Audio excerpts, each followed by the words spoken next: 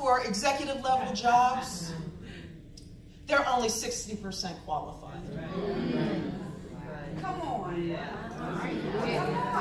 They only meet 60% of the qualifications when they apply for executive level position. We, especially black women, well, I haven't had this part of the line. If we don't have 100%, we don't want to move. Men don't think like that. And while I don't want all of us to be replicas of men, I do want you to be confident enough that your 60% can be matched by God's 40% to make 100%, right? You're already qualified, rest assured. Now, many of us don't leave a place or person because we're looking for signs and wonders. And again, I know the Lord uses signs and wonders. He does. He does. He did it in day and he does now. But the Lord needs you to hear him, not to look for signs and wonders, because once you've got signs and wonders, you don't need the faith. Say it. We need your faith to transact what you have heard God tell you to do. That's now, good. I'm talking to myself. That's good. Everybody. But no longer can we rely on what can the Lord show us. Yeah. We got to listen to what the Lord is telling us, which is another reason the Israelites didn't move. And yet they could see the promised land. So I really don't know why they didn't want to move. They were on the coast and they could see into promised land and wouldn't move. That's what the wilderness experience does for you. This is a time to heighten your hearing. Tune into your spirit. Stop resting on what you can see or can't see. We keep talking ourselves out of what God has called us to do, talked us out of the promise, but now he's saying, move now. Notice in this scripture, there's no disputing that God said to move. They're disputing the constant readiness, right? Everybody agrees that God said move, but we're getting hung up in logistics. The spies wanted to scope out the scene, right? Wanted to go look at the enemy. God had already told them, I'm going to let you defeat the enemy. They wanted to take every precaution, to make sure they had all the provisions. The reality is God never provides 100% of everything that you need. He provides enough.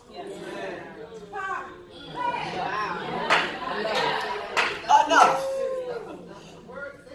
Your failure to move and your failure to step out on God is displeasing to him. And if you really approach life like that, that when God has told me to move, I know he's told me to move, and I choose not to move, that's displeasing. That's a sin unto God. And why? Because God relies us to move, to be evidence, to be proof that he is. God is relying on your obedience to him and your evidence of the success of what he tells you to do as proof that he is real. Your accomplishments are proof of God's promises. Oh, yes. We are proofs of God's power when we move. We are proof of God's presence when we hear him and move.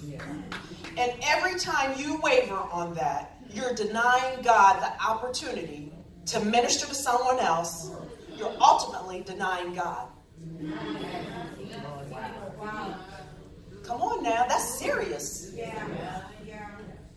All of us should be worried about not pleasing God. That's what we're called to do fundamentally. That's our number one goal, our number one job. So whether you're near or far to the promise, no matter how you cut it, the promise is still in front of you, and you've got to move forward. Let me talk about the fear of moving forward. So we get comfortable in our close, but we also have a strong fear of moving forward. Now, the first reason of fearing to move forward is because sometimes it just requires hard work. Pastor Moore talked to us about this struggle, this pain, this anguish that we often feel, this duality of living. That's to be expected when you're moving. When you're walking in what God has told you to walk in, He never promised us that it would be easy. And I know we say that lightly, we hear that all the time. But God didn't promise the Israelites that it would be easy. He didn't promise Moses. He didn't promise Joshua. He didn't promise any of them that it would be easy. And in fact, he doesn't promise easy because when it's easy, we take it for granted. When it's easy, we don't appreciate it. When it's easy, we think we did it.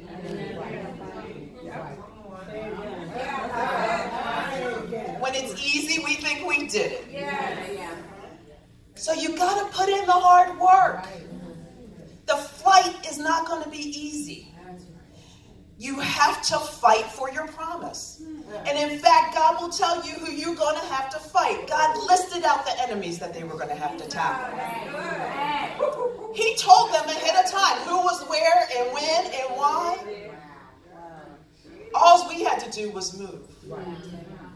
He'll tell you who your haters are. He'll tell you who the enemies are.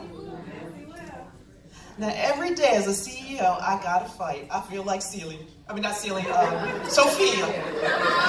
to fight my whole. That's my day, y'all. Anything easy has been answered by everybody else.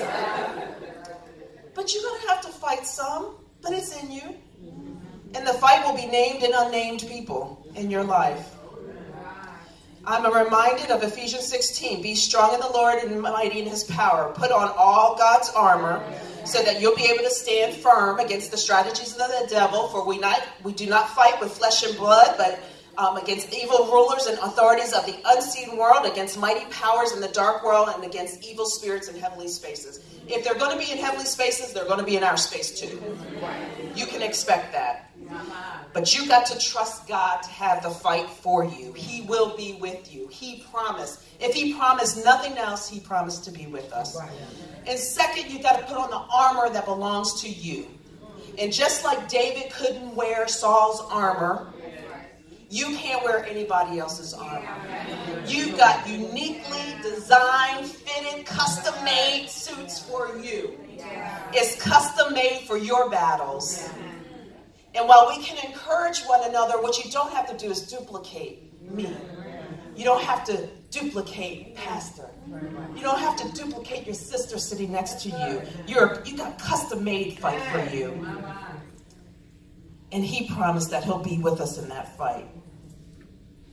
Now we got to make sure that when we get close and when we're fighting and moving forward, that we don't get fixated on the enemy looking too big and too large. You got to remember, what if David had backed out of the fight with Goliath?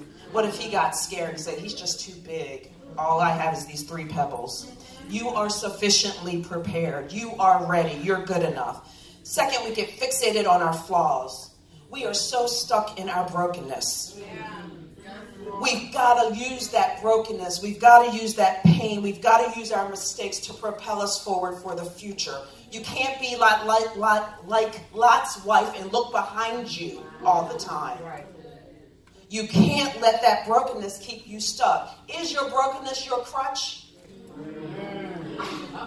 If you are here again, if you got to go to the altar every Sunday, got to go to the women's retreat every year, you're still praying for the same exact thing, you're at the same exact level, you haven't gotten any better than you were 5 years ago, you are using your brokenness as a crutch.